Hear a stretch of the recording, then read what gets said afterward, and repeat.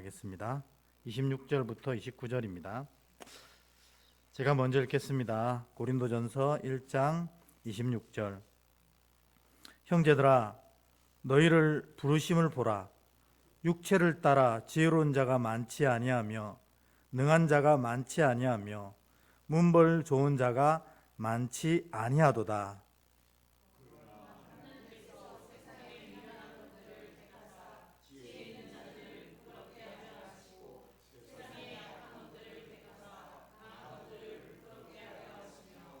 하나님께서 세상에 천한 것들과 멸시받는 것들과 없는 것들을 택하사 있는 것들을 폐하려 하시나니.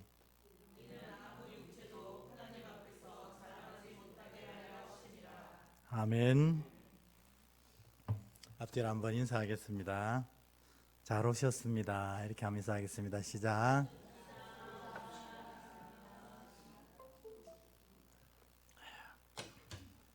잘 오셨습니다. 하나님께서 오늘 이 자리에 오신 여러분에게 큰 은혜를 베풀어 주실 줄 믿습니다. 우리 세상 삶을 살다 보면은 여러 가지 단어들이 있는데 그 중에 이 유행이라는 단어가 있습니다. 세상은 이 유행을 많이 쫓아갑니다. 옷도 뭐가 하나 유행하면은 다 그 옷을 사 입고 다닙니다. 그래서 외국인들은 그 한국 사람들이 입은 옷 보고 다 교복인 줄 압니다. 왜냐하면 다 똑같은 옷을 한번 유행하면 다 입기 때문에 그렇습니다. 옷만 유행하는 게 아니고 심지어 얼굴도 유행을 하더라고요. 제가 이제 예전에 한 3, 4년 전에는 서울의 학교에도 강의를 다녔습니다. 그러면 이제 학교가 이 시내에 있어가지고 강남에 이제 점심을 먹으러 나갑니다. 그러면요, 제가 이상해요. 좀 전에 나랑 이렇게 마주치 지나간 여자가 있거든요. 근데 조금 있으면 또 앞에서 오는 거예요. 어떻게 됐지? 하고 또 지나가면 또 저만 치에서 또 오는 거예요. 뭐냐면 성형을 똑같이 해가지고, 그때 성형도 유행하는 게 있더라고요. 그러니까 성형을 똑같이 하니까 이 길을 지나다니는 여인들이 얼굴이 다 비슷비슷한 거예요. 옷도 비슷하지, 얼굴도 비슷하지. 참 우리나라만큼 이 유행에 민감한 나라가 있을까 싶습니다. 근데 교회도 이런 유행에 되게 민감합니다. 우리나라 이제 대한민국에 있는 교회는 성장을 굉장히 많이 목표로 하고 있습니다. 그래서 그 목표 때문에 교회들이 많이 성장을 했고 또 아름다운 모습을 많이 갖추게 되었습니다.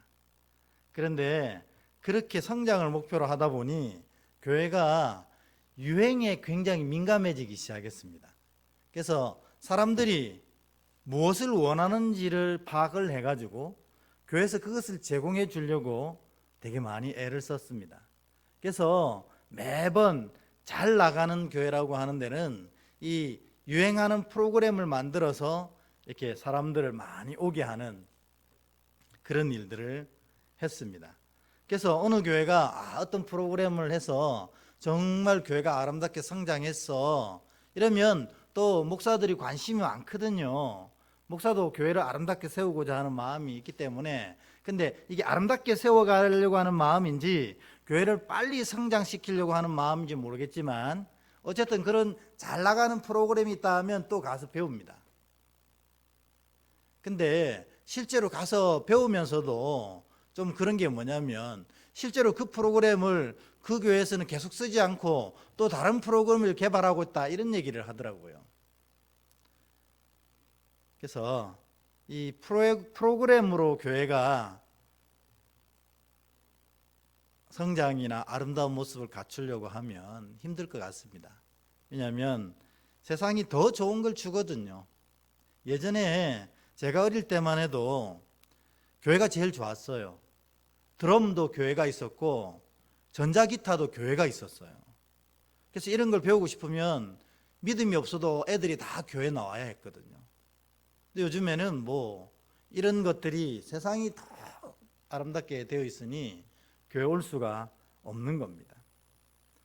그러나 그게 효과가 있다 하더라도 교회가 그런 것들을 제공해서 사람들을 모으는 방식은 그렇게 바람직하지는 않은 것 같습니다. 또 제가 이때까지 경험해 본 바로는 그런 것들은 다 결국엔 실패했습니다.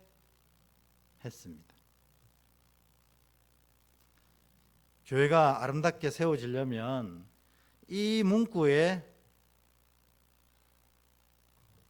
정직해야 됩니다. 뭐냐면 교회가 교회다워야 한다는 것입니다. 천년이 2번 지나도 교회는 교회다워야 합니다. 그러니까 교회만이 한 칸씩 나와야 되는데 다 나와버렸네, 그죠? 교회만이 줄 수 있는 것이 있어야 한다는 겁니다. 교회 안에는. 그러니까 세상이 주는 것들을 교회가 준비해서 사람들을 이렇게 모으려고 하면 결국 교회는 교회다운 모습을 잃어버리고 그걸로도 결코 아름다워질 수 없고 결국 그 성장은 헛된 것이 됩니다. 이게 한 번은 확 불꽃처럼 타오를 수 있지만 이 떨어지는 번잎들처럼 어느 순간에 보면 성도들이 와르르 흩어지는 것을 보게 될 수밖에 없는 것입니다. 그래서 교회는 교회만이 줄 수 있는 것을 줘야 그것이 진짜 교회입니다. 이게 오늘 먼저 나와서 좀 싱겁긴 한데요. 교회만이 줄 수 있는 게 뭐냐면 진리입니다. 진리. 그러니까 교회가 어느 자리에 서 있든지 간에 어떤 형태로 서 있든지 간에 그 교회에서는 진리가 선포돼야 하는 겁니다. 그래야 진짜 그게 교회입니다. 우리 교회가 우리의 염원과 기도대로 100명이 넘고 200명이 넘고 300명이 넘고 1000명이 넘고 10,000명 넘는 교회가 되어도 그 교회에 진리가 없으면 하나님 나라에는 아무 의미가 없다는 것입니다. 그러면 진리는 뭘까요? 진리. 교회가 이 세상에 끊임없이 줘야 될 진리. 그건 예수 그리스도 아닙니까? 그러니까 교회에 오면 사람들이 사람을 통해서 설교를 통해서 조직을 통해서 모임을 통해서 다양한 어떤 행사를 통해서 예수 그리스도가 전해질 수 있어야 그게 진짜 교회라는 겁니다. 그러니까 새로운 신자가 왔는데 뭐 모르겠어요. 이러면 교회 모양이 이상한 겁니다. 아, 여기는 잘 모르겠지만 이것만은 분명한 것 같아요. 예수를 전하는 곳이다. 이것이 있어야 교회라는 겁니다. 그게 진리입니다. 그러면 예수를 전한다는 건 뭐냐? 사실 예수 그리스도의 말씀을 전하는 거거든요. 말씀. 진리의 말씀. 그 진리의 말씀이 뭐냐?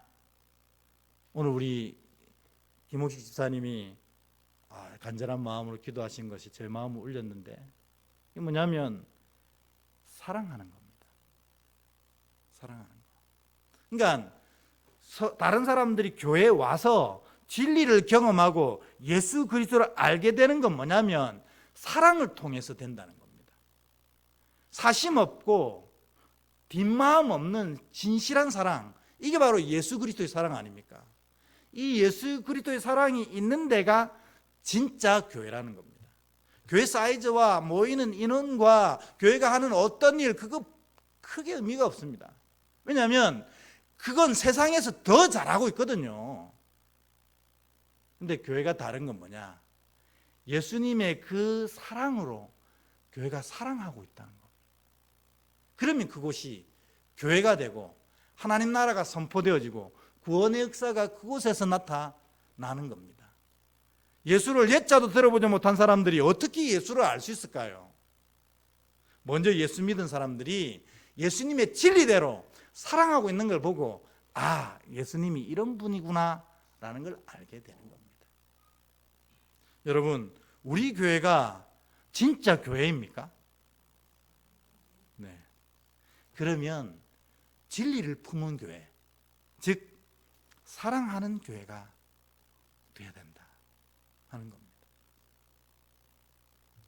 그래서 여러분 앞뒤로 한번 고백해 봅시다. 주님의 이름으로 당신을 사랑합니다. 이렇게 한번 인사하겠습니다. 시작. 주님의 이름으로 당신을 사랑합니다. 아멘. 이게 말과 혀로 하는 것 아니고 행함과 진실함으로 이 사랑이 이 교회에 남아 있을 때 이 교회는 진짜 예수님의 교회입니다. 그리고 이런 교회에 온 사람들이 예수를 만나고 진리를 품고 구원받게 되는 것입니다. 우리 울산 은혜교회가 진짜 이런 교회 되길 축복합니다. 성경에 보면 이렇게 되어 있습니다. 우리 요한복음 8장 32절부터 읽어볼까요? 시작. 진리를 알지니 진리가 너희를 자유롭게 하리라. 아멘. 예수님이 직접 하신 말씀입니다. 너희가 이 진리를 알면 이 진리가 너희를 죄에서, 세상에서, 사망에서, 그 어떠한 사탄의 굴레에서도 너희를 자유롭게 할 수 있다는 것입니다. 그게 뭐냐? 요한복음 13장 34절의 요구입니다. 다시 한번 세 계명 읽어볼까요? 시작. 세 계명을 너희에게 주노니 서로 사랑하라. 내가 너희를 사랑한 것 같이 너희도 서로 사랑하라. 아멘. 저도 이 진리의 말씀을 마음속에 품고 살아가려고 합니다. 부족하고 모자라지만 그래도 이것이 진리임을 알기에 품고 살아가려고 합니다. 제가 만일 진짜로 이 말씀을 품고 살아가면 저는 진짜 예수의 교회가 된 겁니다. 여러분들도 이 자리에서 진짜 예수님의 교회 되시는 은혜가 있기를 축복합니다. 진짜 교회는 이처럼 진리를 품고 사랑하는 교회입니다. 성경에 예수님이 마지막 날에는 믿는 자를 보겠느냐 이렇게 하셨어요. 예수님 당시 때보다 지금 크리스찬이라고 자신을 말하고 표현하는 사람들이 엄청나게 많아졌지 않습니까? 예수님 당시에는 뭐 얼마나 됐겠어요? 몇만 명 됐을까요? 예수님을 따라다녔던 사람들이 다 진실하게 예수를 믿었던 사람이라고 쳐도 예수님 주변에는 한 2만 명 정도 따라다녔다고 합니다. 2만 명. 근데 지금은 전 세계에 2억이 넘는 사람들이 예수를 구주로 고백하고 있어요. 엄청 늘었죠. 근데 주님이 말세에 내가 믿는 자를 보겠느냐 이렇게 얘기하신 건 도대체 뭘까요? 교회도 다니고 예수도 믿고 말씀도 선포하고 있지만 그들 중심에 이와 같은 진심 어린 진리를 품은 사랑을 하고 있지 않을 수 있다는 것입니다. 그러면 2억이 넘는 그 많은 인구도 주님 앞에는 아무런 의미나 가치가 없는 모임일 수 있다는 겁니다. 오늘 이 말씀 잘 기억해서 진짜 교회는 진리를 품고 사랑한다. 이걸 절대로 잊지 마시고 오늘 여러분 스스로가 하나님의 교회가 되시고 오늘 우리 울산은혜교회가 이 사랑이 넘치는 복된 교회가 될 수 있기를 주의 이름으로 축복합니다. 두 번째 뭘까요? 진짜 교회만이 줄 수 있는 것. 그게 뭐냐면 평안입니다. 진짜 교회만 줄 수 있는 거예요. 우리 말씀을 먼저 한번 읽어볼까요? 요한복음 14장 27절입니다. 시작. 평안을 너희에게 끼치노니 곧 나의 평안을 너희에게 주노라. 내가 너희에게 주는 것은 세상이 주는 것과 같지 아니하니라. 너희는 마음에 근심하지도 말고 두려워하지도 말라. 아멘. 진짜 교회는 왜 이 평안이 넘치냐면 하나님이 그 교회를 다스리시기 때문에 그렇습니다. 우리 지금 새로운 삶 성경 공부가 진행되고 있는데요, 두 번째 시간 주제가 그거였어요. 하나님 나라가 뭐냐? 예수님이 이 하나님 나라를 우리에게 선포하시고 이 하나님 나라를 소유하기 위해서 이 땅에 오셔서 복음을 선포하시고 회개하라 천국이 가까이 왔다 선포하셨는데, 그 하나님 나라가 도대체 뭐냐? 하나님의 다스리심을 받는 상태라고 했습니다. 그러니까 내가 어디에 있든지, 아골골짝 빈들에 있든지, 하늘 위에 있든지, 바다 저 깊숙이에 빠져 있든지 간에 내가 하나님의 다스리심을 받고 있으면 그 상태를 샬롬, 평안한 상태, 이렇게 얘기하는 겁니다. 그러니까 진짜 교회는 이 평안을 누리고 진짜 교회는 이 평안을 전하는 겁니다.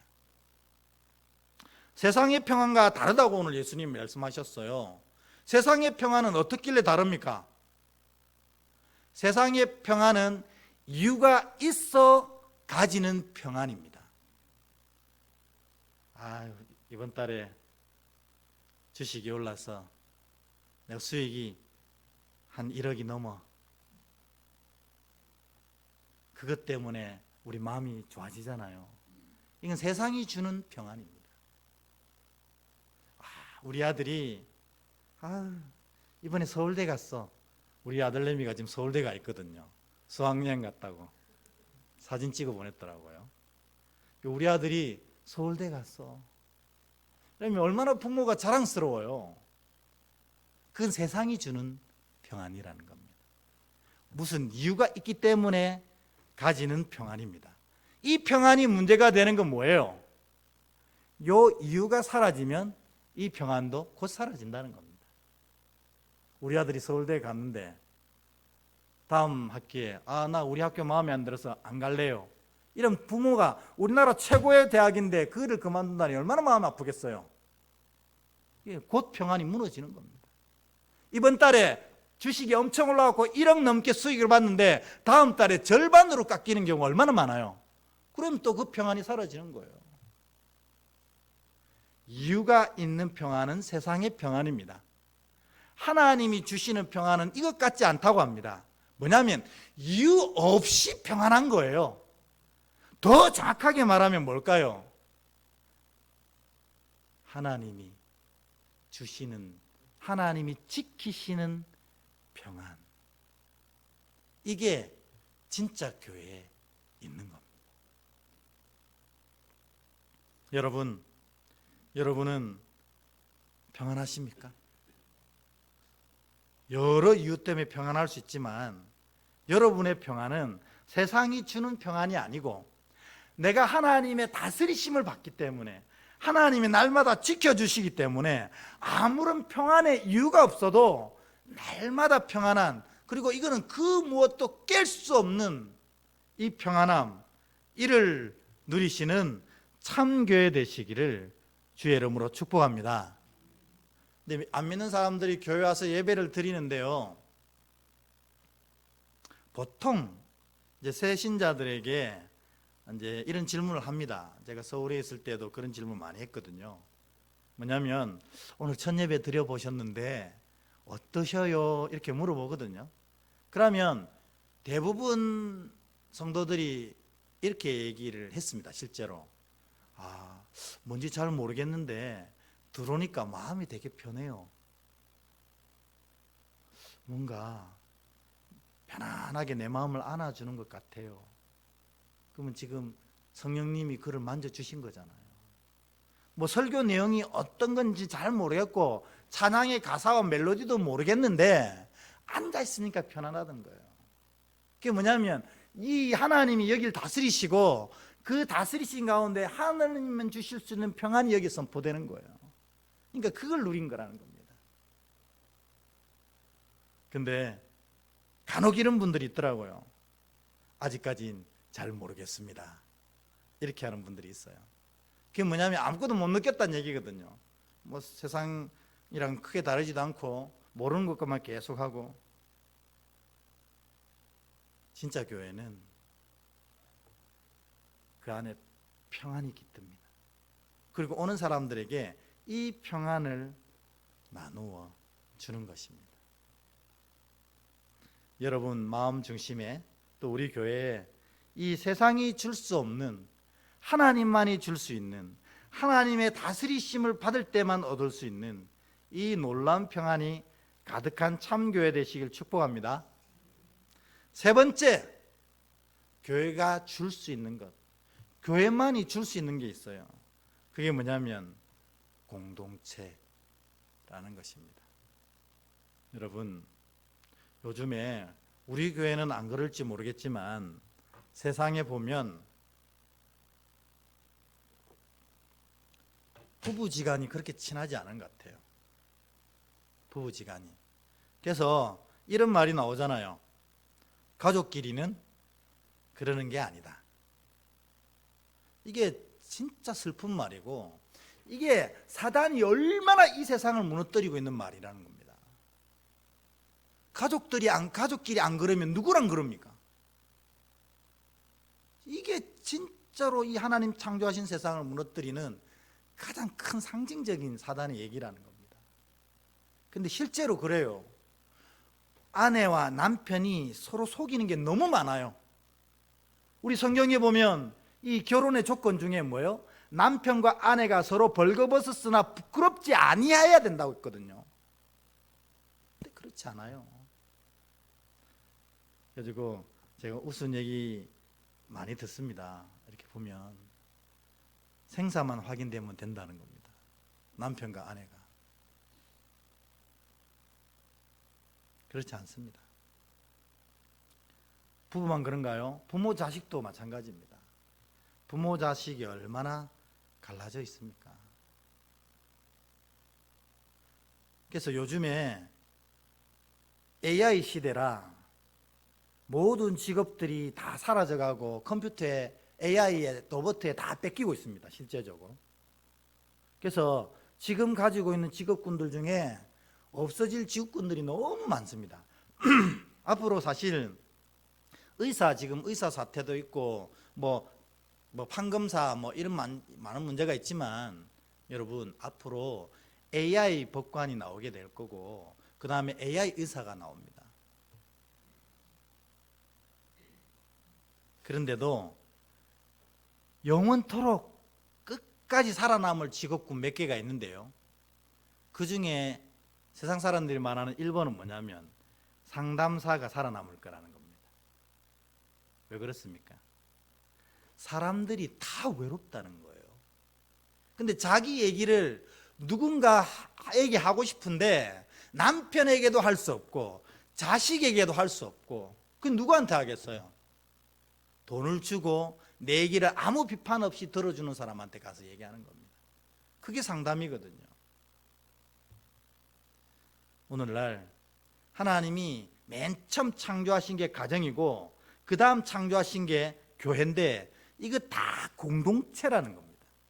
사람은 이 공동체에 소속이 될 때 행복해지고 공동체의 구성원이 될 때 그의 인생의 가치를 온전히 만들어갈 수 있게 창조된 거라는 겁니다. 근데 오늘날 이 공동체가 다 무너졌습니다. 그런데 이 공동체를 제공해 줄 수 있고 이 공동체를 유지하는 유일한 곳은 교회여야만 한다는 겁니다. 왜? 하나님이 가정 공동체를 만드시고 또 교회 공동체를 만드셨기 때문에 그렇습니다. 가정 공동체를 통해서 가정을 살려내시고 교회 공동체를 통해서 세상을 살려내시려고 만드신 거라는 겁니다. 그래서 진짜 교회는 이 공동체십이 다 있어야 합니다.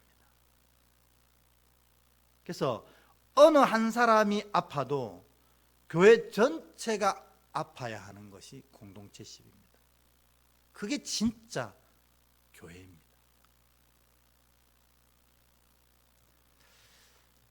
요즘에 교회가 다른 나라는 잘 모르겠지만 전반적으로 다 그렇습니다. 우리나라 교회는 현재 딱 절반 이상 교인이 줄었고 교세가 줄었습니다. 그런데 이렇게 줄어가는 이 교회와 교세 속에서도 여전히 성장하는 교회가 많이 있거든요. 그 교회를 조사해 보니 NCD라는 단체에서, NCD가 뭐냐면 자연적 교회 성장 연구소라는 의미입니다. 그 NCD라는 단체에서 교회가 그럼에도 불구하고 여전히 성장하는 교회를 조사해 봤더니 그 교회는 세 가지가 있더라는 거예요. 성장하는 교회 1번이 뭐냐면 영성이 살아있더라는 겁니다. 이 시대 속에서도, 이 복잡한 AI 시대 속에서도 그 교회는 영성이 살아있는 겁니다. 영성이 뭡니까? 말씀과 기도하는데 힘을 쓰는 교회가 여전히 성장하더라는 겁니다. 이거는 천년이 수천 번 지나도 바뀌지 않습니다. 이게 교회이기 때문에 그렇습니다. 말씀과 기도에 힘을 쓰는 것, 이것이 교회 성장의 1번이라고 NCD 학자들이 얘기합니다. 두 번째가 뭐냐면 교회 가면 의미 있는 공동체가 있으면 그 교회는 성장한다는 겁니다. 의미 있는, 그냥 공동체 말고요, 목사가 짜줘서 구역하세요, 목장하세요, 여전도회 하세요, 이게 아니고 자기들끼리 진짜 그곳에 가면 내가 잘 왔어, 여기서는 뭔가 내 마음이 위로를 받아 하는 공동체가 있는 교회는 성장을 하더라는 거예요. 아무리 어려워도. 코로나 시절에도 성장하는 겁니다. 공동체가 교회의 본질이기 때문에 그렇습니다. 세 번째는 짧게 얘기할게요. 세 번째는 뭐냐면 평신도들이 사역에 성공하는 교회, 목사들만 사역하는 게 아니고 평신도들이 사역에 성공하는 교회가 성장하더라. 이 NCD 학자들이 공통적으로 다 얘기하고 있는 겁니다. 어쨌든 우리 교회가 진짜 교회가 되려면 이런 공동체성이 회복돼야 된다는 겁니다. 말씀을 한번 읽어보겠습니다. 우리 사도행전 2장 44에서 47절 4절 말씀인데, 제가 한 절 여러분이 한 절, 이렇게 또 제가 한 절 여러분이 한 절, 두 절씩 한 절씩 교독하도록 하겠습니다. 제가 먼저 읽습니다. 믿는 사람이 다 함께 있어 모든 물건을 서로 통용하고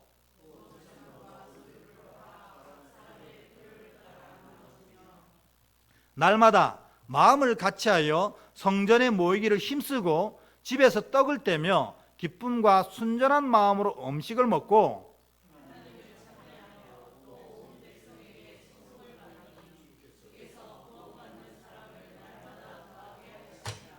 아멘. 이게 사도행전 공동체의 가장 아름다운 특징이었습니다. 다 공유하고, 다 나누고, 다 소통하고, 다 사랑하고. 우리 은혜교회가 이런 교회 되길 주의 이름으로 진심으로 기도합니다.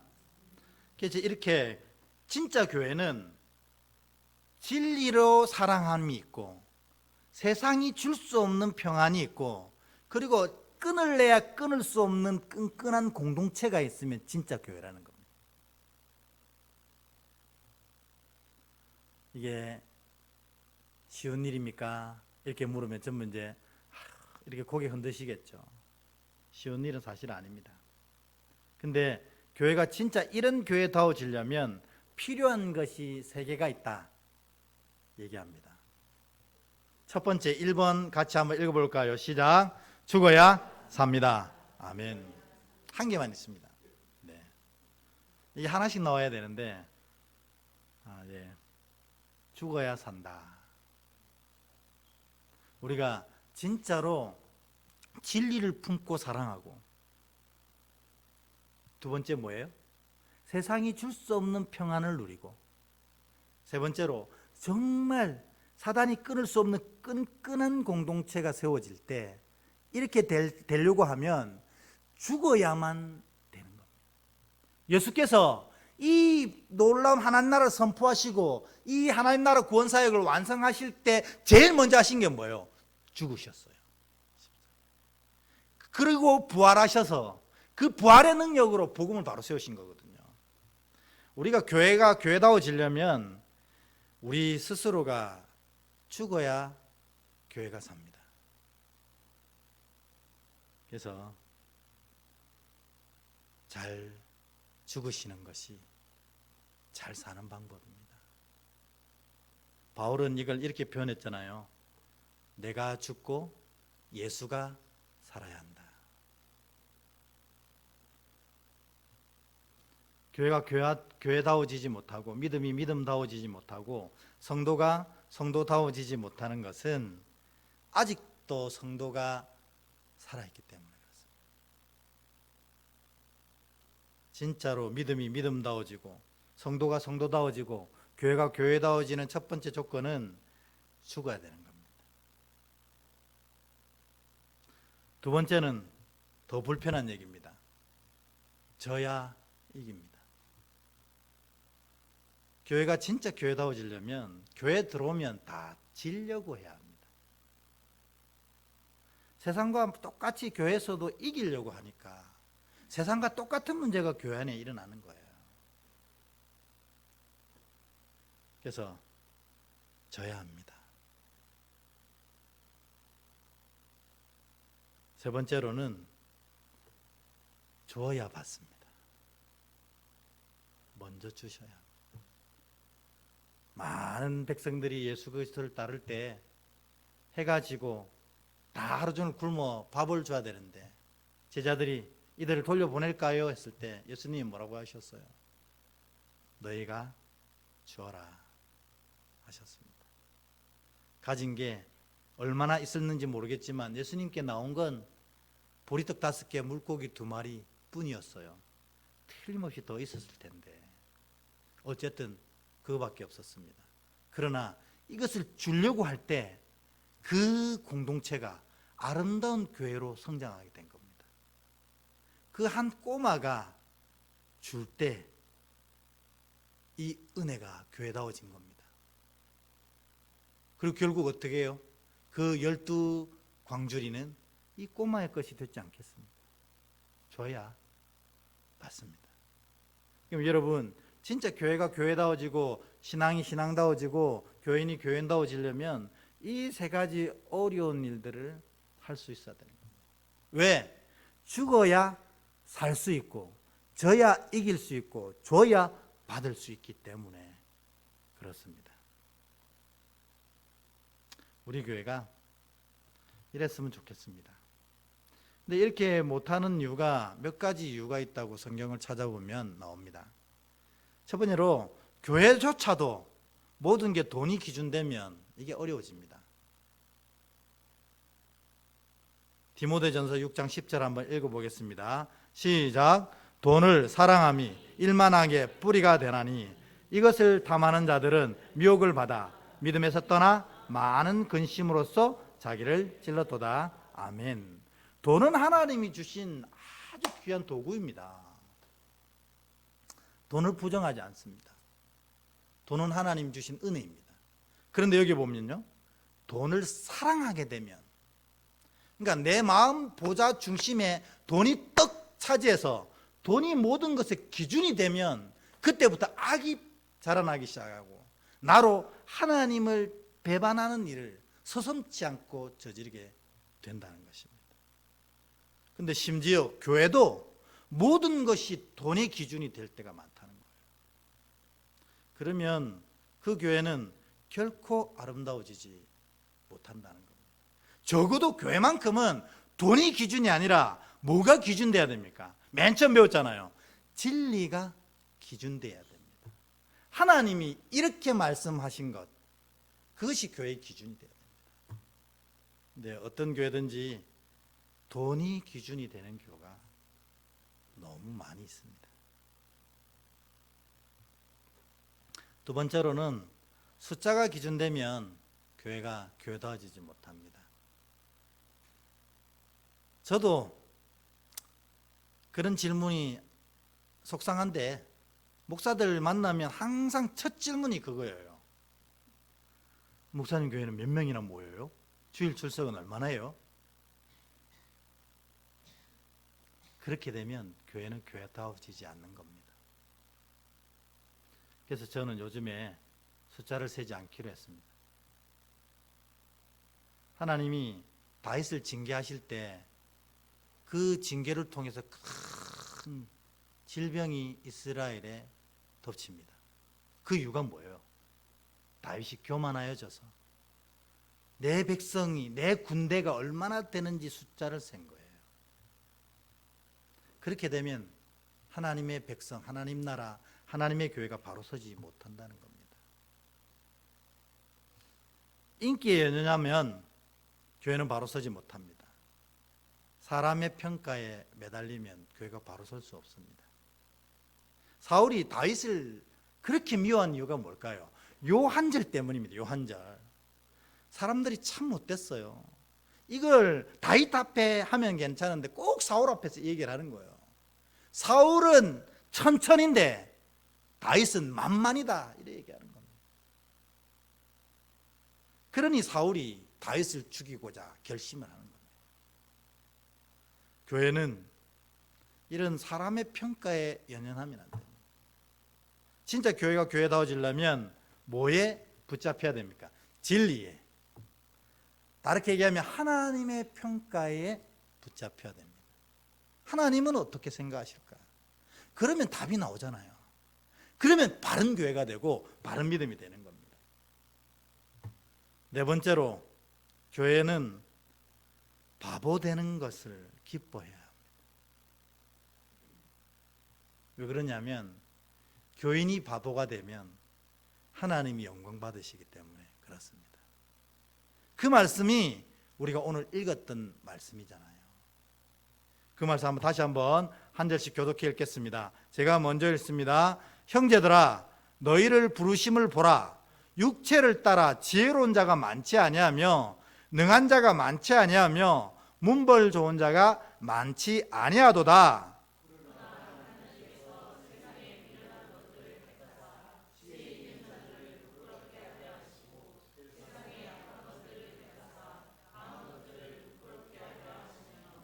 하나님께서 세상에 천한 것들과 멸시받는 것들과 없는 것들을 택하사 있는 것들을 폐하려 하시나니,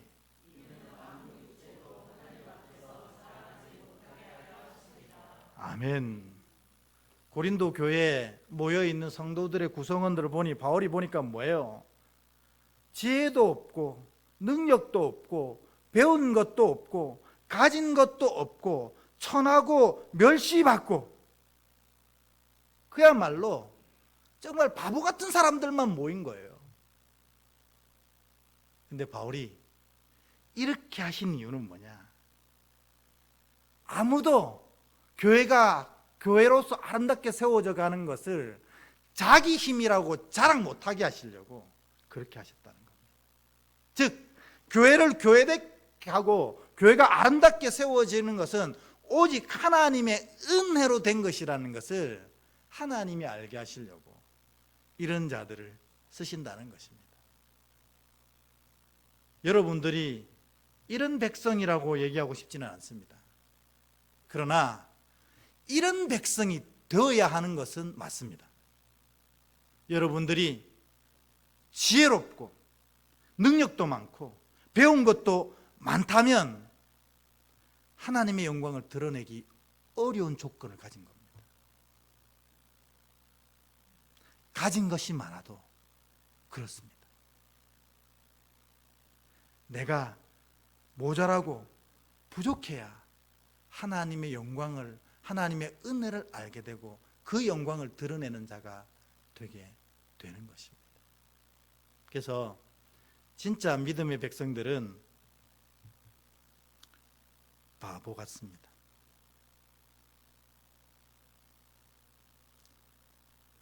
전에도 한번 말씀드렸는지 모르겠지만 서울의 큰 대학교에 총장님 하시다가 그만두신 장로님이 있습니다. 그리고 교회에서 은퇴하시고 늘 교회에 오셔서 교회를 청소하시고 섬기시는데, 그분 섬기시는 뒷모습을 보면 딱 우리 흔히들 그런 거 있잖아요. 옛날 시골 교회 관리 집사님 같으세요. 저희 교회도 조금 할 때, 옛날 제가 어릴 때 다니던 교회에 관리 집사님이셨는데 시골에서 올라오신 분이셨어요. 근데 옷이 그래도 우리 교회 이렇게 관리 집사로 섬기시면서 옷을 좀 깨끗하게 입으시면 되는데 예전에 논일 갈 때 입었던 옷 있잖아요. 그걸 늘 입고 청소를 하시는 거예요. 목사님 몇 번 얘기하셔도 이게 편하다고 안 벗으시는 겁니다. 근데 그 장로님이 딱 그러셨어요. 그 교회가 어떻게 됐겠습니까? 정말 겸손하고 아름다운 교회로 날마다 성장했습니다. 오늘 조금 무거운 말씀일 수도 있고 어려운 말씀일 수도 있습니다. 그러나 교회는 이래야 됩니다. 이러지 않으면 이 다가오는 하나님 나라 앞에 그 역할을 감당할 수 없게 됩니다. 그래서 여러분, 우리 교회가 앞으로 하나님 앞에 점점점 세워져 가고 있을 때 무엇을 붙잡아야 되는지, 진리로 사랑하는 것, 이거 붙잡아야 됩니다. 두 번째로 세상이 줄 수 없는 평안을 누리는 것, 이거 붙잡아야 됩니다. 마지막으로 진짜 끈끈한 공동체, 어디 가도 얘기 못하는 것, 이 공동체에서는 얘기할 수 있는 그런 교회가 될 때 이 교회가 진짜 교회가 되는 것입니다. 우리 울산은혜 교회가 진짜 그런 교회 되어서 다가오는 시대에 하나님의 큰 사명을 감당해내는 귀한 교회가 되기를, 그런 여러분 되기를 주의 이름으로 축복합니다. 우리 예수로 나의 구주 삼고 이 찬양 드리고